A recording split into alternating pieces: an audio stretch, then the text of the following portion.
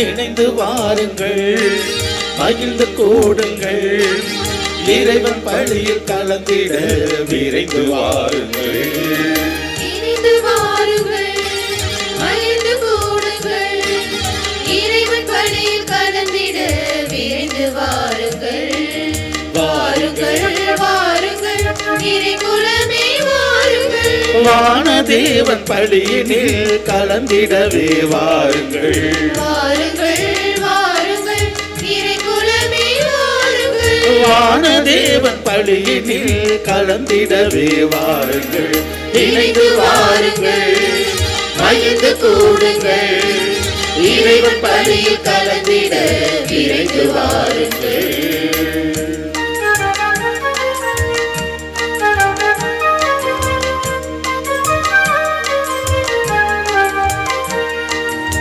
அன்பின் வழி அருளின் வழி நாடும் நடந்திட, உண்மை வழி தியாக பலி உறவினில் இணைவோம். அன்பின் வழி அருளின் வழி நாடும் நடந்திட, உண்மை வழி தியாக பலி உறவினில் இணைவோம். சுமை நீங்கி இங்கு சுகம் காண கூடுவோம், பொருள் வாழ்வை நீக்கியே அருள் வாழ்வை தேடுவோம். இதயத்தில் இறைவனை நாளும் ஏற்று மகிழ்ந்து வாழ இணைந்து வாருங்கள், மகிழ்ந்து கூடுங்கள், இறைவன் பழியில் கலந்திட விரைந்து வாருங்கள்.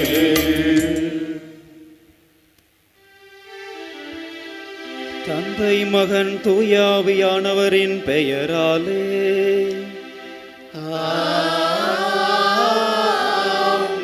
நம் ஆண்டவராகிய இயேசு கிறிஸ்துவின் அருளும் கடவுளின் அன்பும் தூய ஆவியானவரின் நட்புறவும் உங்கள் அனைவரோடும் இருப்பதாக.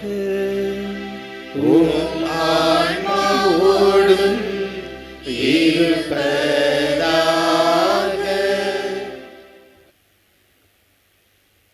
ஆண்டவர் இயேசுவில் எனக்கு பிரியமான சகோதரர்களே, சகோதரிகளே, புனித ஆரோக்கியனின் அன்பு பக்தர்களே, ஆங்கிலத்தில் இவ்வாறாக சொல்லுவார்கள், life does not provide warranties and guarantees, but it provides opportunities and possibilities. Don't miss them, make best of it என்று சொல்லுவார்கள்.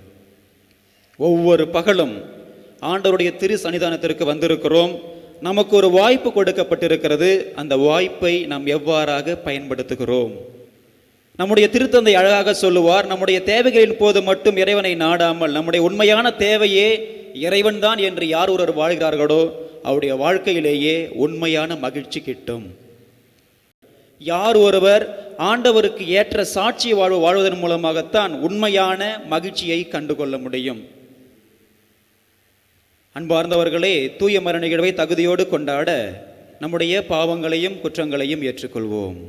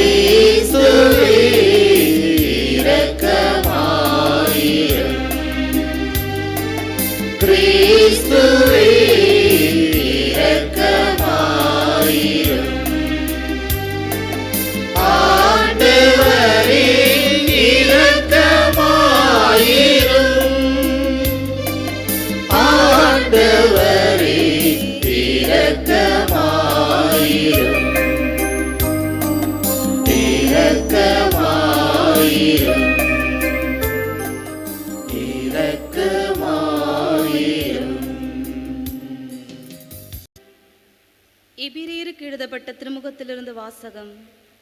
இயல் 13, இறை வாக்கியங்கள் 1 முதல் 8 முடிய. சகோதர சகோதரிகளை, சகோதர அன்பில் நிலைத்திருங்கள். அந்நியரை வரவேற்று விருந்தோம்ப மறவாதீர்கள். இவ்வாறு விருந்தோம்பியதால் சிலர் தாங்கள் அறியாமலேயே வானதூதர்களை மகிழ்ச்சிப்படுத்தியதுண்டு.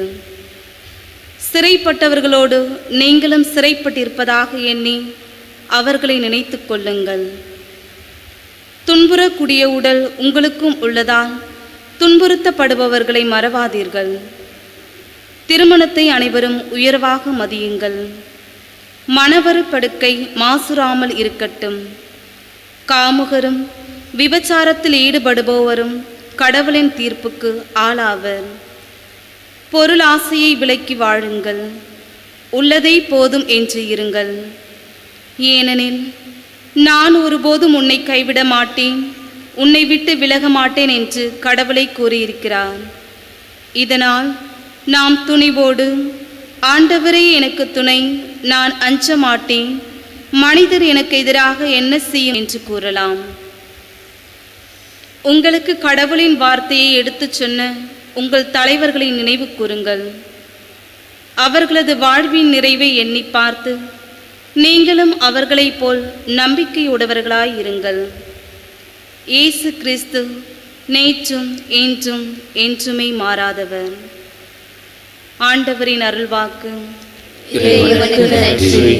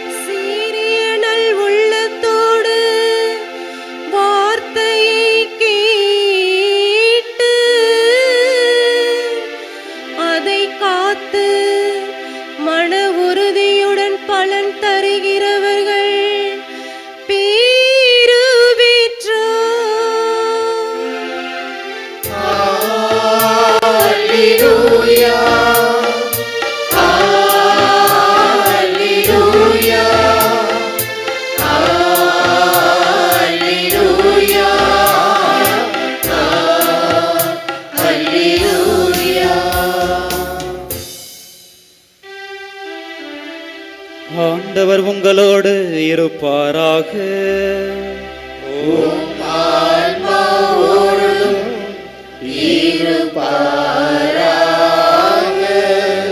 மார்க்கு எழுதிய தூய நற்செய்தியிலிருந்து வாசகம்.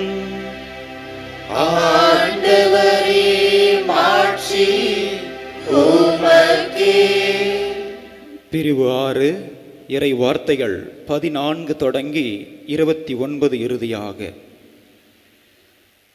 அக்காலத்தில் இயேசுவின் பெயர் எங்கும் பரவியது. ஏரோது அரசனும் அவரை பற்றி கேள்வியுற்றான். சிலர், இறந்த திருமுழுக்கு யோவான் உயிரோடு எழுப்பப்பட்டு விட்டார், இதனால் தான் இந்த வல்ல செயல்கள் இவரால் ஆற்றப்படுகின்றன என்றனர். வேறு சிலர், இவர் எலியா என்றனர். மற்றும் சிலர், ஏனைய இறைவாக்கினரை போல் இவரும் ஓர் இறைவாக்கினரே என்றனர். இதை கேட்ட ஏரோது, இவன் யோனே, அவர் தலையை நான் வெட்ட செய்தேன், ஆனால் அவர் உயிருடன் எழுப்பப்பட்டு விட்டார் என்று கூறினான். இதே ஏரோது தன் சகோதரரான பிலிப்பின் மனைவி ஏரோதியாவை மனைவியாக்கி கொண்டிருந்தான். அவள் பொருட்டு ஆள் அனுப்பி யோவானை பிடித்து கட்டி சிறையில் அடைத்திருந்தான். ஏனெனில் யோவான் ஏரோதிடம், உன் சகோதரர் மனைவியை நீர் வைத்திருப்பது முறையல்ல என சொல்லி வந்தார். அப்பொழுது ஏரோதியா அவர் மீது காழ்ப்புணர்வு கொண்டு அவரை கொலை செய்ய விரும்பினாள். ஆனால் அவளால் இயலவில்லை. ஏனெனில் யோவான் நேர்மையும் தூய்மையும் உள்ளவர் என்பதை ஏரோது அறிந்து அஞ்சி அவருக்கு பாதுகாப்பு அளித்து வந்தான். அவர் சொல்லை கேட்டு மிகவும் குழப்பமுற்ற போதிலும் அவருக்கு மனமு வந்து செவிசாய்த்தான். ஒரு நாள் ஏரோதியாவுக்கு நல்ல வாய்ப்பு ஒன்று கிடைத்தது. ஏரோது தன் பிறந்த நாளில் அரசவையினருக்கும் 1000 தலைவருக்கும் கலிலேய முதன்மை குடிமக்களுக்கும் ஒரு விருந்து படைத்தான். அப்பொழுது ஏரோதியாவின் மகள் உள்ளே வந்து நடனமாடி ஏரோதையும் விருந்தினரையும் அகமகிழ செய்தாள். அரசன் அச்சிறுமியிடம், உனக்கு என்ன வேண்டுமானாலும் கேள், தருகிறேன் என்றான். நீ என்னிடம் எது கேட்டாலும், ஏன் என் அரசில் பாதியை கேட்டாலும் உனக்கு தருகிறேன் என்று ஆணையிட்டு கூறினான். அவள் வெளியே சென்று, நான் என்ன கேட்கலாம் என்று தன் தாயை வினவினாள். அவள், திருமுழுக்கு யோவானின் தலையை கேள் என்றாள். உடனே சிறுமி அரசனிடம் விரைந்து வந்து, திருமுழுக்கு யோவானின் தலையை ஒரு தட்டில் வைத்து இப்போதே எனக்கு கொடும் என்று கேட்டாள். இதை கேட்ட அரசன் மிகவும் வருந்தினான். ஆனாலும் விருந்தினர் முன் தான் ஆணையிட்டதால் அவளுக்கு அதை மறுக்க விரும்பவில்லை. உடனே அரசன் ஒரு காவலனை அனுப்பி யோவானுடைய தலையை கொண்டு வருமாறு பணித்தான். அவன் சென்று சிறையில் அவருடைய தலையை வெட்டி அதை ஒரு தட்டில் கொண்டு வந்தான். அந்த சிறுமியிடம் கொடுக்க அவளும் தன் தாயிடம் கொடுத்தாள். இதை கேள்வியுற்ற யோவானுடைய சீடர்கள் வந்து அவருடைய உடலை எடுத்து சென்று ஒரு கல்லறையில் அடக்கம் செய்தார்கள். ஆண்டவரின் அருள்வாக்கு. கிறிஸ்துவே உமக்கு புகழ்.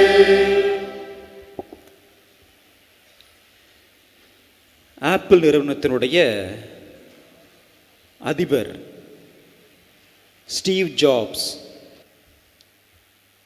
நம்ம கையில் கற்றுக்கிற வாட்சி 30 ரூபா இருந்தாலும் பரவாயில்ல, 3000 இருந்தாலும் சரி, 30,000 இருந்தாலும் சரி, காட்டுற டைமு ஒரே டைமு தான்.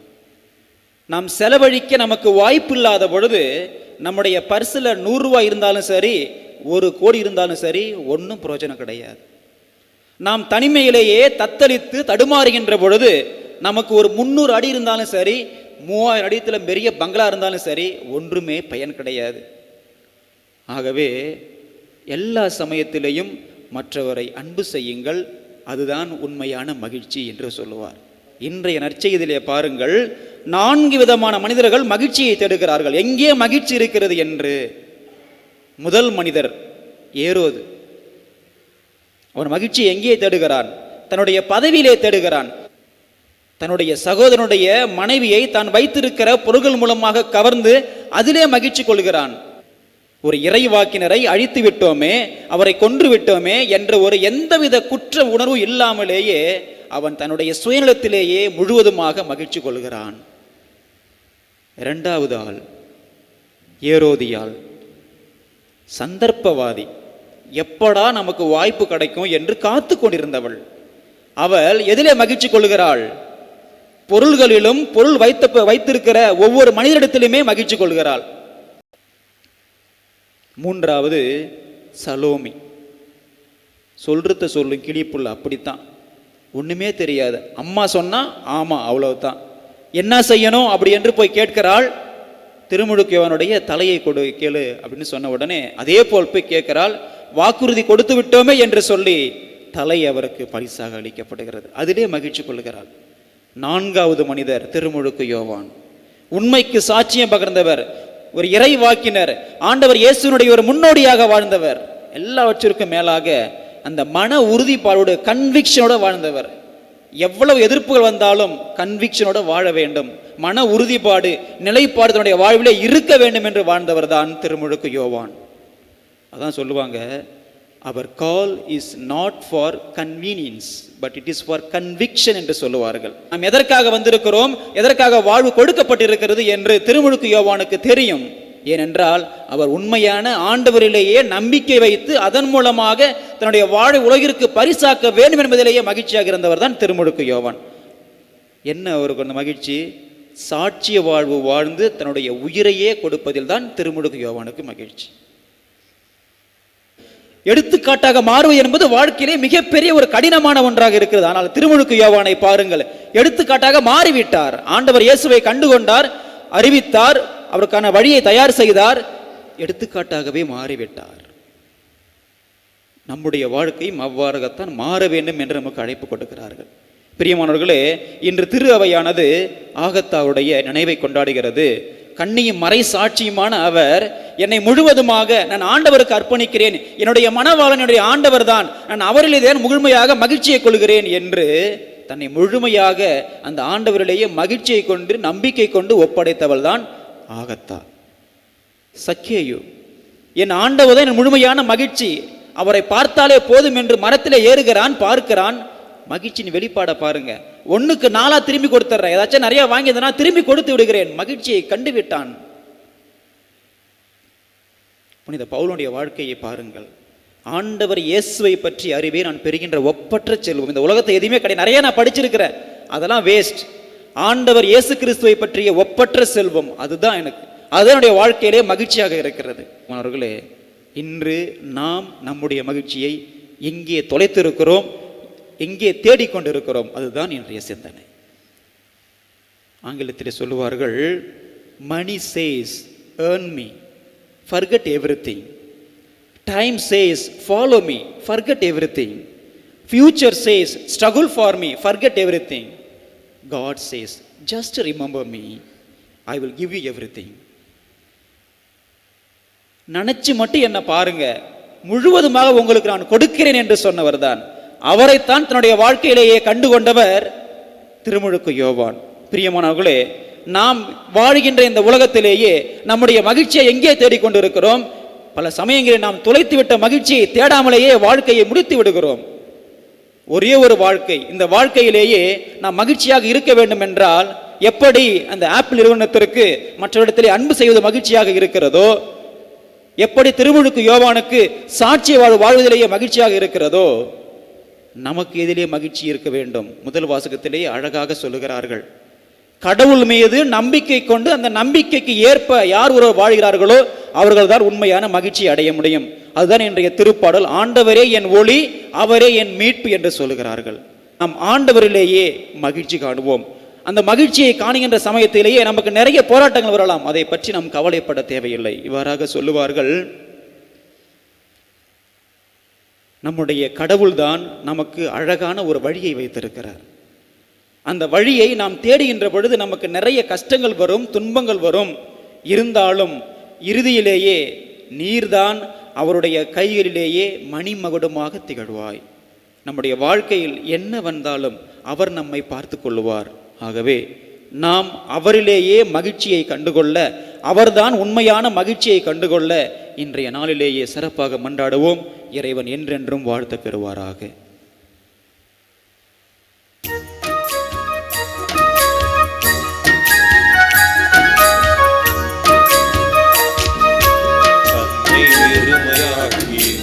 என்னை தந்த இறைவா, உன் வாழ்வின் வழியில் என்னை வழங்க வருகின்றேன்.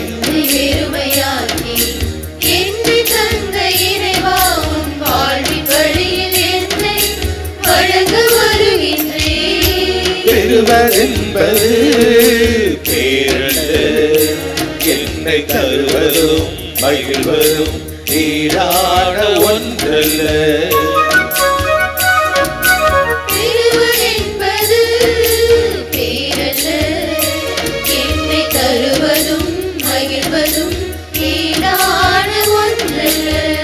கிடப்பதும் இலக்கணம் நீ, தருவதில் தாய்மை.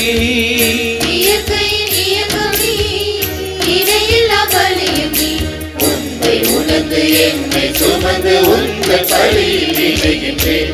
தன்னை வெறுமையாகி என்னை தந்த இறைவா, உன் வாழ்வின் வழியில் என்னை வழங்க வருகின்றேன். சகோதரர்களே, சகோதரிகளே, என்னுடையது உங்களுடையதுமான இந்த பலி ஆன்ம நற்கருணை மன்றாட்டு. ஆண்டவரே, நீர் இல்லத்தில் எழுந்தருள நான் தகுதியற்றவன்.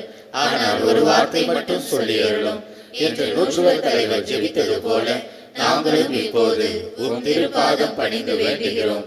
இனிய இயேசுவே, நாங்கள் தகுதியற்றவர்களாய் இருந்தாலும் எங்கள் தகுதியின்மையை பாராமல் நீர் எங்கள் உள்ளங்களில் எழுந்து வாரும். உம் அன்பிலும் அருளிலும் நாங்கள் நிலைத்திருக்க எம்மொழி எழுந்து வாரும். உம் பிள்ளைகளாக, உயிருள்ள உண்மை சாட்சிகளாக, உமது நற்செய்தின்படி வாழ்பவர்களாக எங்களை உருமாற்ற வாரும். தந்தையின் திருவுளப்படி வாழ்ந்திட எங்களுக்கு துணை புரிந்திட வாரும். நன்மை செய்வதில் ஆர்வமுள்ளவர்களாய், தீமைகள் அனைத்திலிருந்து விடுதலை பெற்றவர்களாய் வாழவும் எங்களை வழி நடத்த வாரும். எல்லா நலன்களாலும் வளங்களாலும் எங்களை நிரப்ப வாரும். ஆமென். அவர் உங்களோடு இருப்பாராக. உம் ஆன்மாவோடும் இருப்பாராக. எல்லாம் வல்ல இறைவன் தந்தை, மகன், தூய ஆவியார் நிறைவாக உங்களை ஆசீர்வதிப்பாராக. ஆமென். சென்று வாழுங்கள். திருப்பலி நிறைவேறிற்று. இறைவனுக்கு நன்றி. வான்லோகராணி வையகராணி மண்ணீரிலே புனித மாதுளி. ஆகத்தா இயேசு கிறிஸ்துவே, அனைத்தின் ஆண்டவரே, எனது இதயத்தை பாரும். உமக்கு என் விருப்பம் நன்கு தெரியும். என்னிடம் உள்ள அனைத்தையும் எடுத்துக்கொள்ளும். அனைத்து தீமையையும் வெல்ல என்னை தகுதியாக்கும் என்று ஜெபித்தார். சிந்தனை: பாலியல் துன்பத்திற்கு ஆளாகி பாதிக்கப்பட்டுள்ளோருக்காக நாம் பாடுபடும் போது புனிதரின் ஆசி பெறுவோம்.